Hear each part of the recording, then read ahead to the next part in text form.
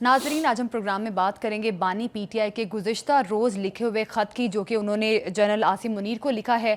आज जनरल आसिम मुनीर की एक गैर रस्मी गुफ्तगू भी सामने आई है। उनकी जानिब से कहा जा रहा है कि अगर ख़त मिलता भी है तो वो नहीं पढ़ेंगे, और ये भी उन्होंने साथ साथ कहा है कि अगर ख़त मिलेगा तो वज़ीर आज़म को भिजवा दिया जाएगा। अब इस जवाब के बारे में हम बुखारी साहब का तज्जिया लेंगे कि किस तरह से वो इसको देखते हैं। साथ ही साथ प्रोग्राम में बात होगी रूसी और अमरीकी सदर की टेलीफोन पर गुफ्तगू हुई है, और 2014 में शुरू होने वाला जो कॉन्फ्लिक्ट था रशिया का और यूक्रेन का, तो क्या सीज़ फायर की जानिब बढ़ा है, इस पर भी प्रोग्राम में हम बात करेंगे।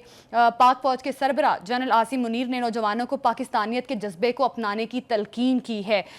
इस बारे में भी प्रोग्राम में हम बात करेंगे। बुखारी साहब, सबसे पहले तो बानी पीटीआई का कल का जो लेटर था जो आर्मी चीफ को उन्होंने लिखा और अपनी तमाम तर रिजर्वेशंस शो करवाई, उस पर आर्मी चीफ ने कहा है कि वो ख़त जो है वो मिलेगा भी तो वो नहीं पढ़ेंगे, ये चालें हैं, और उन्होंने कहा कि वज़ीर आज़म को भिजवा देंगे। तो क्या कहेंगे आप इस बारे में? क्या अगर कोई कैदी ख़त लिखता है या किसी भी फ़ौज के सरबरा को या किसी भी इदारे के सरबरा को भेजता है, तो क्या वो ख़त नहीं पढ़ना चाहिए? देखिए, गुजारिश ये है कि वो हमने एक फ़ारसी की मिसाल सुनी थी कि अक्लमंद रा इशारा काफ़ी अस्त जी, कि जो अक्लमंद शख्स होता है उसको एक दफ़ा कोई बात समझ में आ जाए अगर, तो वो फिर अपनी फ्यूचर स्ट्रेटजी उसके मुताबिक तय करता है। ठीक है, लेकिन इसके लिए अक्लमंद होना जो है वो बुनियादी शर्त है। देखिए, जब पहला ख़त लिखा था आर्मी चीफ को खान साहब ने, तो उसके ऊपर जिस किस्म का रद्द अमल आया सिक्योरिटी एजेंसीज की तरफ से, ISPR की तरफ से और ख़ुद आर्मी चीफ की तरफ से, वो काफ़ी था ये समझने के लिए कि ये कम्युनिकेशन अब एक्सेप्टेबल नहीं है। फिर आपने दूसरा ख़त लिखा, उसकी भी फ़ैन फिर आपने देखा प्रोग्राम्स आफ्टर प्रोग्राम्स उसके ऊपर हुए कि दूसरा ख़त लिख दिया उन्होंने। उसके बारे में भी जितना शदीद क्रूड सख्त रद्द-ए-अमल आया कि ISPR की तरफ से एक प्रेस रिलीज़ जारी की गई सिक्योरिटी ज़राए के हवाले से, और कहा गया कि ऐसा कोई ख़त ना आया है, ना वसूल किया जाएगा, और आएगा भी तो रद्दी की टोकरी में डाल दिया जाएगा। एक बात।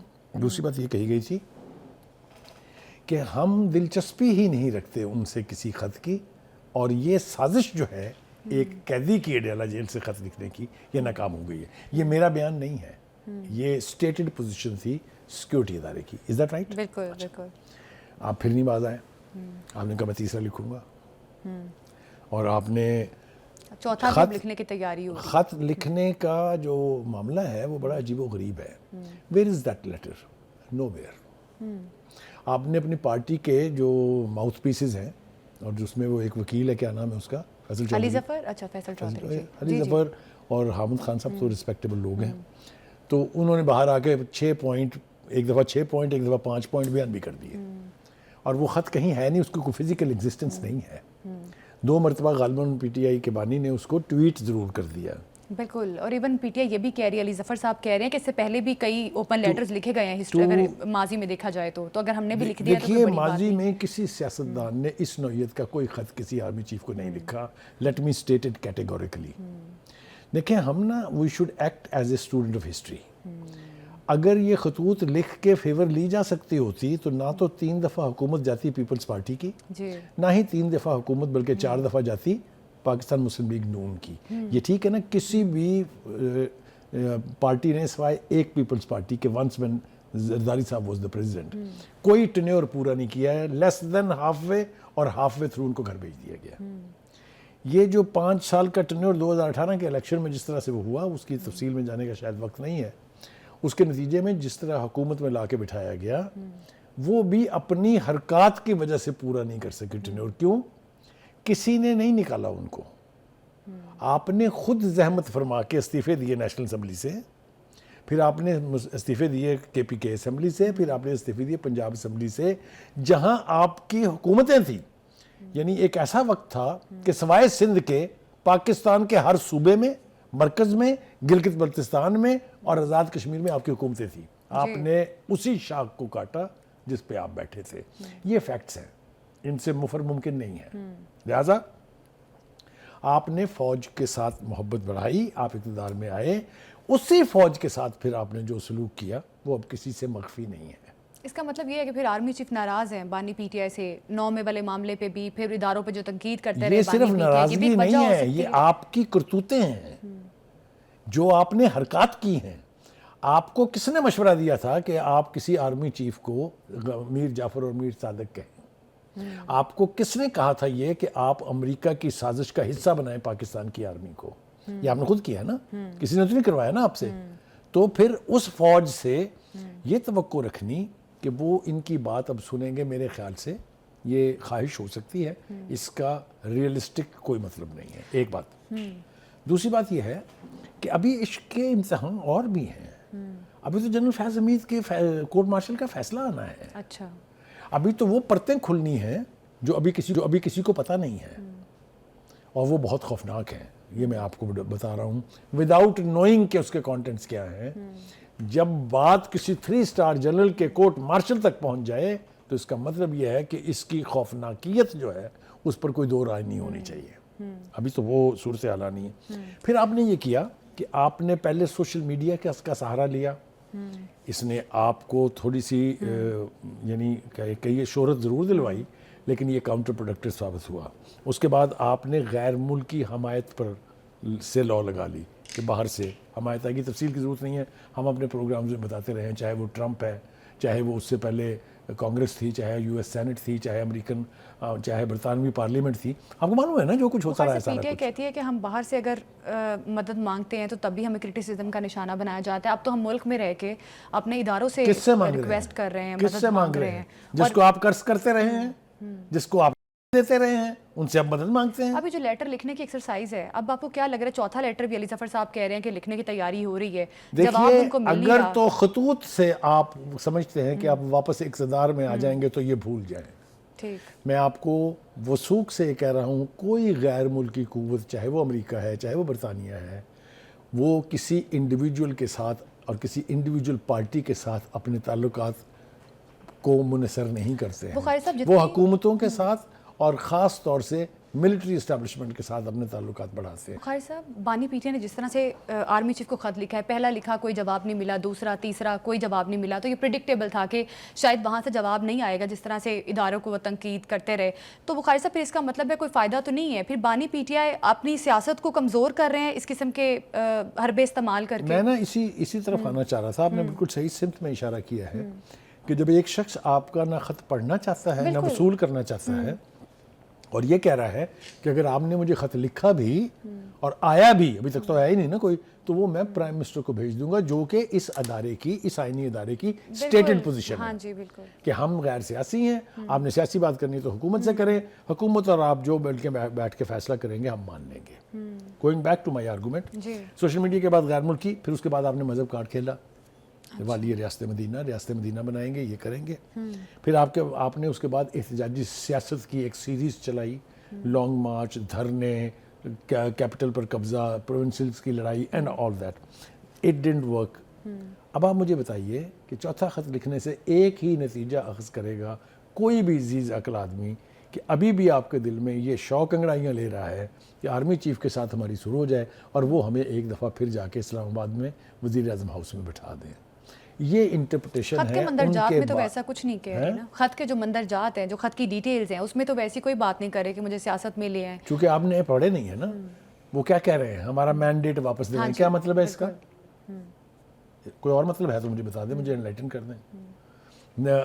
دوسری بات یہ کہ جو آئینی ادارے ہیں، عدالتیں ہیں، ان کے حوالے سے جو پارلیمنٹ نے آئین کی امینڈمنٹ کی ترمیم پاس کی ہے اس کے حوالے سے، وہ ساری خواہشات تو ہو سکتی ہیں لیکن وہ ساری کوئی کر کے سلور پلیٹر پر آپ کو پیش نہیں کرے گا. یہ آپ کو بات مان لینی چاہیے. بالکل ٹھیک. دوسری بات، خان صاحب ضدی نیچر کے آدمی ہیں. وہ جو کام کرنے پر ایک دفعہ طے کر لیتے ہیں، تل جاتے ہیں، پھر وہ بار بار کرتے رہتے ہیں. تو ان کے خط لکھنے کی وجہ مجھے سمجھ میں آ رہی ہے کہ آپ ایک نہیں پڑھیں گے، دوسرا نہیں پڑھیں گے، تیسرا نہیں پڑھیں گے، میں چوتھا لکھوں گا، میں پانچواں لکھوں گا. پڑھنا تو پڑے گا. ان کا خیال یہ ہے. یہ ہوگا کہ نہیں ہوگا وہ بعد میں دیکھی جائے گی. ٹھیک ہے جی. وہ بھی بلیو کر رہے ہیں نا کہ کوشش کرتا جاؤں گا، کوشش کرتے جائیں، ٹرائی اگین، کچھ راستہ نکل آئے. خیر بخاری صاحب، it may work elsewhere but it never works with military establishment. Let us be honest. اچھا بخاری صاحب، اب پی ٹی آئی کے اندر جو توڑ پھوڑ اور پی ٹی آئی کے اندر جو معاملات ہو رہے ہیں، پی ٹی آئی سے نکالے جانے پر شیر افضل مروت نے بھی خاموشی توڑ دی ہے اور انہوں نے بھی ایک طویل بیان جاری کی ہے. تو اب شیر افضل مروت کا درد جو ہے پارٹی سے نکالے جانے کا، شیر افضل مروت خود بھی لے رہے ہیں اور باقی بھی پی ٹی آئی لیڈرشپ جو ہے. دیکھیے یہ تو ایک معاملہ ہے جو تھوڑا سا ہائی لائٹ ہو گیا ہے. لیکن پارٹی کے اندر کی توڑ پھوڑ کوئی نئی بات نہیں ہے. اب میں یہاں آپ کو یاد دلاؤں گا تو کافی وقت لگ جائے گا, لیکن آپ نے دیکھا چاہے وہ پروونشل کی عادت ہو, چاہے وہ کے پی کے جو ان کا اپنا صوبہ ہے جس کو ماڈل صوبہ کہتے ہیں وہاں کی سیاست ہو, آپ نے دیکھا علی امین اور بشرا بی بی کے بیچ کیا چلا, آپ نے دیکھا علی امین اور جنید اکبر کے بیچ کیا چلا, آپ نے دیکھا علی شیر افضل مروت اور سلمان اکرم راجہ کے درمیان کیا چل رہا ہے. تو ان چیزوں کو اگر آپ کلیکٹیولی دیکھیں تو پارٹی اندرونی خلفشار کا شکار تو ہے بہت زیادہ. اسی طریقے سے جو وکلا کے گروپ ہیں وہ بھی سارے ایک پیج پر نہیں ہیں. میری بات آپ سمجھ رہی ہیں؟ تو جب پارٹی اتنے زیادہ توڑ پھوڑ اور اندرونی خلفشار کا شکار ہوگی تو آپ کی اسٹرینتھ کم ہوتی ہے, آپ کی پوزیشن ویک ہوتی ہے. پارٹی جب تک اس کے پیچھے کھڑی رہے گی اس وقت تک ان کی پوزیشن سٹرونگ رہے گی. اب آ جائیے ذرا شیر افضل مروت. ہو از شیر افضل مروت؟ میں کبھی ان کا فین نہیں رہا, لیکن میں ان کی ایک بات کا قائل ہوں کہ جب پی ٹی آئی کے پاس کچھ نہیں تھا, he was the main who stood. بالکل. Is that right? اس نے احتجاج ان حالات میں جب پارٹی کی لیڈرشپ یا پوشیدہ تھی یا روپوش تھی یا ویک تھی, سامنے آنے کے لیے تیار نہیں تھی. This man stood for P T I and for بانی پی ٹی آئی. کیا اس کے ساتھ یہ سلوک ہونا چاہیے؟ لیکن بخاری صاحب جس طرح سے پارٹی پالیسی کی وائلیشنز کرتے رہے ہیں شیر افضل مروت صاحب, ان کو شوکاز نوٹس بھی جاری کیا تھا پی ٹی آئی کی جانب سے کہ یہ بیان بازی کرتے ہیں اور اس قسم کی جو میڈیا پہ باتیں بول رہے ہیں وہ پارٹی کی پالیسی کے اگینسٹ ہیں. تو بخاری صاحب اب پھر ان کو جب ان کو شوکاز نوٹس بھی جاری کیا گیا تو شیر افضل مروت یہ کہتے ہوئے دکھائی دیے کہ مجھے پارٹی سے نکالنا ہے تو نکال دے, بار بار شوکاز نوٹس سے میں تنگ آ چکا ہوں. تو پھر یہ تو میرا خیال ہے اپنے پاؤں پہ خود کلہاڑی مارنے والی بات ہے. تو آپ خود ہی کہتے رہے ہیں کہ آپ کو فرق نہیں پڑتا. جس شخص کا پارٹی کے لیے کنٹریبیوشن ہوتا ہے, جس نے صعوبتیں برداشت کی ہوتی ہیں, جو اسٹیڈ فاسٹ کھڑا ہوتا ہے دا پاور دیٹ بی کے سامنے, اس کا کوئی نخرہ, کوئی مان, کوئی اس کا یعنی حق جو ہے وہ تسلیم کیا جانا چاہیے نا. اس کے خلاف اگر آپ سازشیں کریں گے تو وہ پھر چیخے گا نا. چیخا وہ ہر بات ٹھیک ہے, بار صحیح چیخا ہے. اچھا. لیکن پارٹی کے اندر چونکہ ان کی پذیرائی اتنی زیادہ نہیں ہے, لہٰذا یہ پہلی دفعہ نہیں نکالے گئے. اس سے پہلے شوکاز نوٹسز کا آپ خود ذکر کر رہے ہیں. تو ایک گروپ ہے شاید جو ان کے خلاف ہے. پہلے انہوں نے یہ بات رکھی تھی جنید اکبر پر, لیکن جنید اکبر کا بیان پڑھ کے میں تو حیران ہوں. I'm pleasantly surprised. وہ یہ کہتے ہیں کہ نہیں, اس جیسا آدمی تو ہمیں چاہیے. اس کا تو کنٹریبیوشن پارٹی کے لیے بہت زیادہ ہے. میں تو بانی پی ٹی آئی سے جا کے اپنی رائے کا اظہار کروں گا کہ نہیں, ان کو پارٹی میں رکھے. اچھا, اب اسی طرح کی گفتگو علی امین گنڈا پور نے بھی کی ہے. وہ کہتے ہیں میں آج ملا ہوں تو میں نے بھی شیر افضل مروت کے حوالے سے بات کی. شہریار افریدی صاحب نکل آئے ہیں, انہوں نے کہا ہے کہ جناب یہ تو میرے سامنے بات ہی نہیں ہوئی, میں تو تھا وہاں, ایسی تو کوئی بات ہی نہیں ہوئی ہے. تو یہ دیکھیں نا, جب پارٹی کے اندر سے اتنی ووکل وائسز, کنٹراڈکٹری وائسز آئیں گی تو پارٹی کی ویکنس جو ہے وہ ایکسپوز ہو جاتی ہے. ود پارٹی چیئرمین اور پارٹی بانی ان جیل, باہر کے لوگوں کو اپنی یونٹی نہیں خراب ہونے دینی چاہیے. پارٹی یونائٹڈ رہے گی تو بانی پی ٹی آئی کا کیس بھی سٹرونگ ہے اور ان کی کیمپین بھی. اب شیر افضل مروت کو کیا لگ رہا ہے اگر یہ بانی پی ٹی آئی سے بات کرتے ہیں تو بانی پی ٹی آئی اپنے فیصلے کو انڈو کر سکتے ہیں, واپس لے لیں گے فیصلہ, ماسٹر آف یو ٹرنز. وہ تو صبح جو کچھ کہیں, شام کو کچھ کہیں, اور اگر ان کے من میں آئے تو دوپہر کو کچھ کہیں, تو وہ سمجھتے ہیں یہ کوالٹی ہے آدمی میں. تو مجھے لگتا یہ ہے کہ یہ شاید یہ فیصلہ ان کو واپس لینا پڑے گا. اور دوسری بات یہ کہ خطوں کے حوالے سے ایک بات مجھے بڑی عجیب لگی, وہ آپ نے ذکر نہیں کیا اس کا, وہ یہ کہ آج کل جن کے ساتھ نئی سیاسی افیلیشن, ویسے سیاسی زبان میں اس کو کہتے ہیں نئی فلرٹیشن جو چل رہی ہے جے یو آئی کے ساتھ, اس کے جو بڑے سینئر لیڈر ہیں کامران مرزا, انہوں نے بھی یہ کہا ہے کہ جی آرمی چیف کو تو خط لکھنا نہیں چاہیے تھا. یہ بات اصولی طور پہ ڈھنگ کی ہے. جب آپ نے دیکھ لیا کہ ایک دفعہ لکھے گئے خط کا رسپانس نہیں ملا ہے تو آپ کو دوبارہ نہیں لکھنا چاہیے تھا. I think this is a sane advice. لیکن جیسا میں نے کہا, بانی از اے ضدی آدمی, پرنالہ اس کا وہیں رہے گا جہاں وہ چاہیں گے. بالکل, ضد کی بنیاد پہ سیاست نہیں کی جا سکتی. سیاست کرنے کے لیے آپ کو مناسب قسم کے آپشنز جو ہیں وہ چوز کرنے پڑتے ہیں.